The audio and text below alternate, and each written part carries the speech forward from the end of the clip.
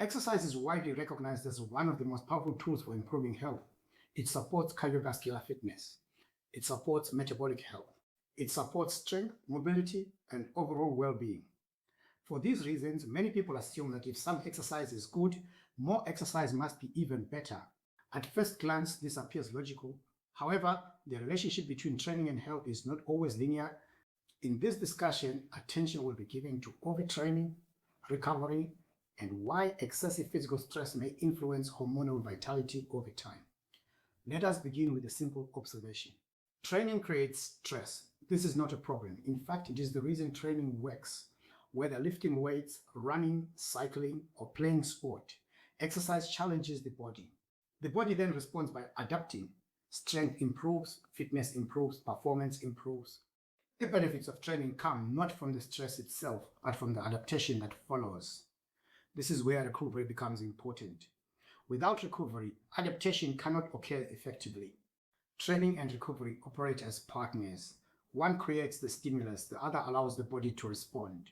When balance exists between the two, progress is possible. Now consider what happens when stress continually exceeds recovery. A different pattern begins to emerge. Fatigue accumulates. Performance may stagnate. Sleep quality may decline. Motivation may decrease.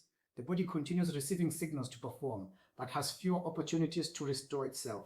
This is often overlooked. Many people assume poor results mean they need to train harder. In some situations, the opposite may be true. The limiting factor may not be effort. The limiting factor may be recovery. Now consider hormonal health.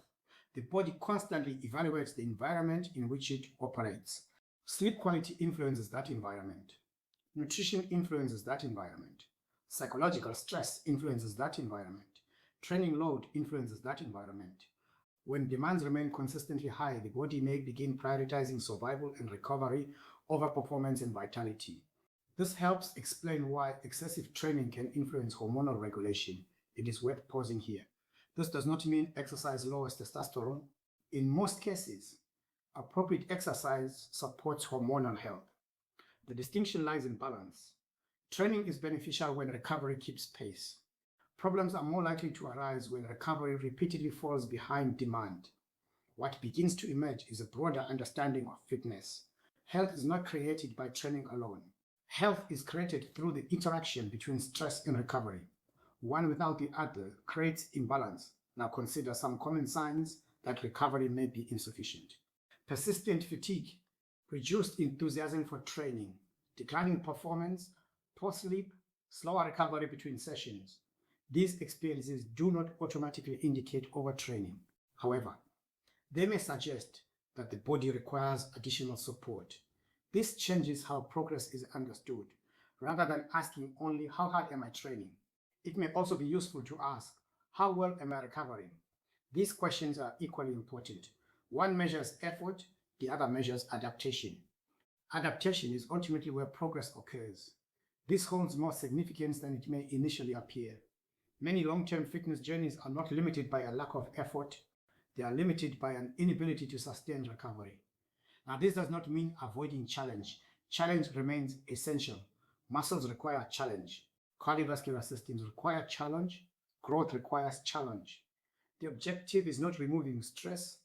The objective is creating a balance between challenge and restoration. This brings us back to the central idea. Exercise is a powerful tool for health and hormonal vitality. However, more is not always better. Training creates the opportunity for adaptation. Recovery allows adaptation to occur. When both are respected, the body becomes stronger, more resilient, and better able to support long-term hormonal health. Future discussions will continue exploring recovery, aging, strength, and the lifestyle systems that influence men's vitality across adulthood.